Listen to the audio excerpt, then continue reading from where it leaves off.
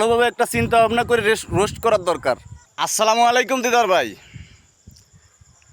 আপনার থেকে এটা কখনো আমরা আশা করি নাই।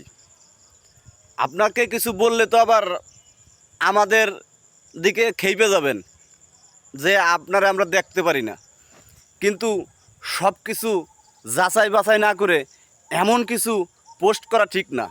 আপনি আগে সুন্দর সুন্দর ভিডিও দিতেন, ভালো লাগতো, দেখতাম, কিন্তু ইদারিং আপনি রোস্ট ভিডিও করতেছেন।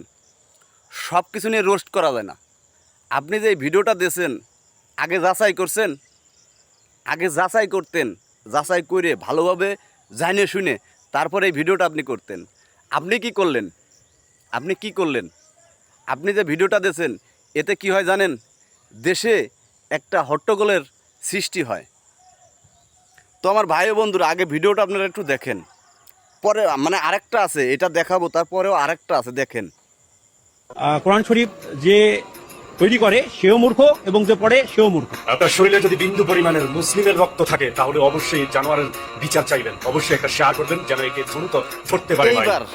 এইবার আপনারা ফুল ভিডিওটা দেখেন, মূল যে কাহিনীটা, মানে ভিডিওর যে মূল কাহিনীটা দেখেন। কোরআন শরীফে ইসলাম বিদ্বেষী কার্যকলাপ চলমান থাকে। এরই ধারাবাহিকতায় গত পরশুদিন রাত্রে সে ফেসবুকে একটা লাইভ পোস্ট করে, যেখানে লেখা ছিল কোরআন শরীফ যে তৈরি করে সেও মূর্খ এবং যে পড়ে সেও মূর্খ। তো আমরা মুসলমান হিসাবে আমাদের এটা কাম্য না। এইখানে যে ধরনের কার্যকলাপ হয় সেটা সম্পূর্ণরূপে ইসলাম বিদ্বেষী হওয়ায়, আর এই ঘটনার পরিপ্রেক্ষিতেই এলাকাবাসী ক্ষুব্ধ হয়ে আজকের এই আগুন বা ভাঙচুর এগুলো দেখতে পাচ্ছেন। তবে রোস্ট করার আগে ভালোভাবে একটা চিন্তা ভাবনা করে রোস্ট করার দরকার, যে মূলত বিষয়টা কি।